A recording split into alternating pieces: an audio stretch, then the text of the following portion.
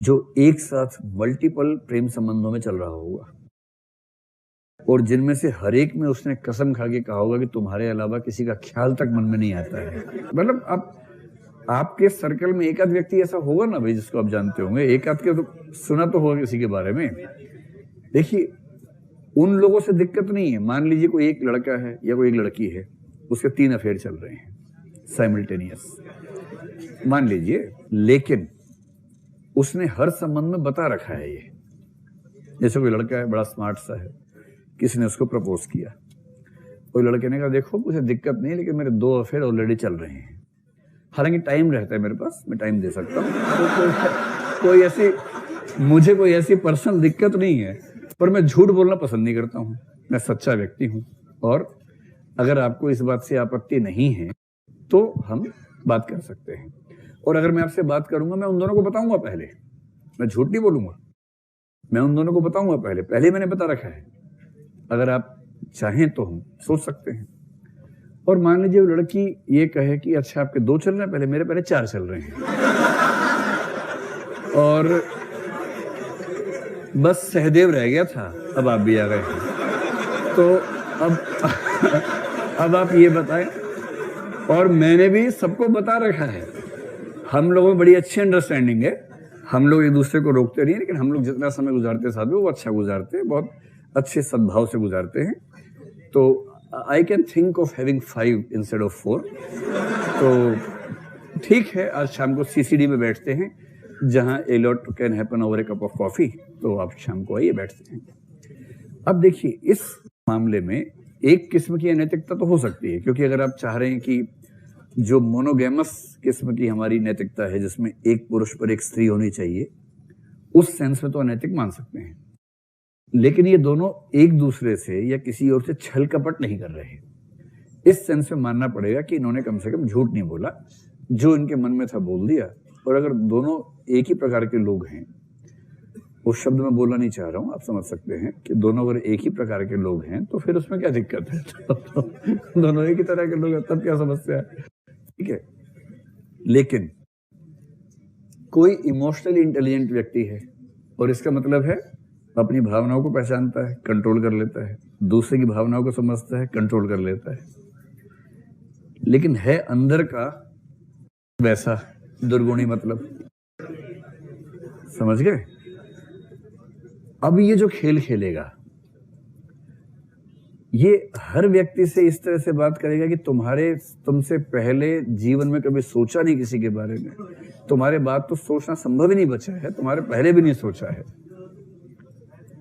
और मौके बेमौके आंसू भी निकाल देगा अपने। सामने वाला सुपर गदगद उसके प्रति कि इतना निष्ठावान व्यक्ति मुझे जीवन में मिल गया है, इतना एक निष्ठ मिला है, इतना इमोशनली उसको अपने ऊपर डिपेंडेंट बना लेगा, और जबकि ये उसी समय धोखा भी दे रहा होगा, मैनिपुलेट करेगा। ठीक से बात है। और यदि कोई इमोशनल इंटेलिजेंट व्यक्ति किसी को मिसयूज करना चाहे तो कितना आसान है उसके लिए।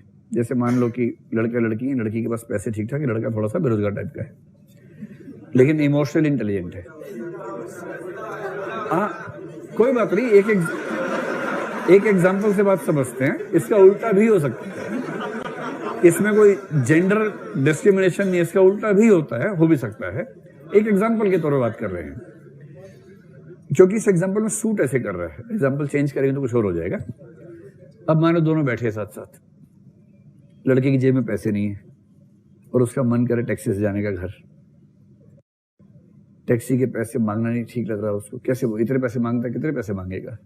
पैसे जितने मांगेंगे प्यार कम हो जाता है उतना ही, तो फिर अब ये क्या करेगा? इमोशनल इंटेलिजेंस का यूज करेगा, कहेगा अच्छा मैं चलता हूं, उठेगा लंगड़ा के चलेगा थोड़ा सा, अच्छा मैं चलता हूं, बस आने वाली होगी। तो वो लड़की पूछेगी तुम्हें क्या हुआ पैर में? कुछ नहीं, कल दौड़ रहा था तो पैर गड्ढे में फंस गया, मुड़ गया था, मोच आ गई थी, तो आज सुबह से चल नहीं पा रहा था, पर तुमसे मिलना था, कैसे नहीं आता? चलो चलो अब मैं जाता हूं। अब वो कह रही कैसे जाओगे? कुछ नहीं, बस भीड़ तो होती है बस में, लेकिन क्या हो गया, ठीक है। कुछ कहेगा नहीं, इतना घाघ आदमी है, कुछ कहेगा थोड़ी ना। तो लड़की कह रही है, लड़की ने पर्स देखा अपना, 300 रुपए ही है, 250 लग जाएंगे टैक्सी में। अभी उसकी करुणा उतनी नहीं जाग रही है, अभी थोड़ा और एक्टिंग कर देगा कि बस एक ही डर है, कहीं गाड़ी में बस में कोई चढ़ गया पैर के ऊपर तब क्या होगा। ऐसा हुआ तो फिर मैं 5-10 दिन नहीं आ पाऊंगा, थोड़ा एडमिट होना पड़ेगा, फिर उसके बाद मिलेंगे तुमसे।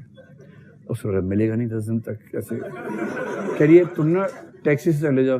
अरे टैक्सी कहाँ, हम गरीब लोग जा सकते हैं टैक्सी से भाई, टैक्सी अमीरों की चीज़ है, हम कहाँ जा सकते हैं, तुम लोग अमीर लोग हो। अब कह रही है अरे मैं पैसे देता हूँ टैक्सी के, ये मेरा इतना भी अभिमान नहीं है, मैं इतना भी खुददार नहीं हूँ, तुमसे पैसे लूंगा मैं, इतना बेगैरत दिखता हूँ मैं तुम्हें, तुमसे पैसे लेके टैक्सी में जाऊंगा। अरे यार उतने पैसों किसी गरीब को बांट देना, लेकिन मुझे मत दो।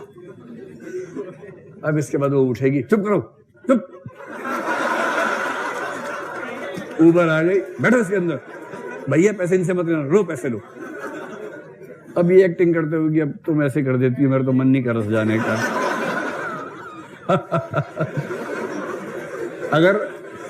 अगर कोई ऐसा खिलाड़ी या खिलाड़िन है तो आप समझ पा रहे हैं ऐसे लोग दुनिया में होते हैं कि नहीं होते हैं? होते हैं। अब मुझे बताओ कि ऐसा व्यक्ति अगर है, उसका कॉम्बिनेशन कौन सा बनेगा? उसमें इमोशनल इंटेलिजेंस कम है या ज्यादा है? कूट कूट के भरी हुई, इतना घाघ आदमी। मैंने एक बार आपसे कहा था, इमोशनल इंटेलिजेंस प्लस सद्गुण, ये जो कॉम्बिनेशन है ना, इसको बोलते हैं औदात्य, सब्लिमिटी, गरिमा। ये व्यक्ति गरिमा से भरा होगा, अपनी इस क्षमता का मिसयूज नहीं करेगा, ये हमेशा समाज के हित में उसका यूज करेगा। और यदि EI प्लस दुर्गुण है तो इसके लिए सही शब्द है घाघ, और एक शब्द और है, ये लिखना मत, जिसमें कोई कमी ना हो, जिसमें कोई कमी ना हो। ये लिखना मत है ना, मैंने भी नहीं लिखा है।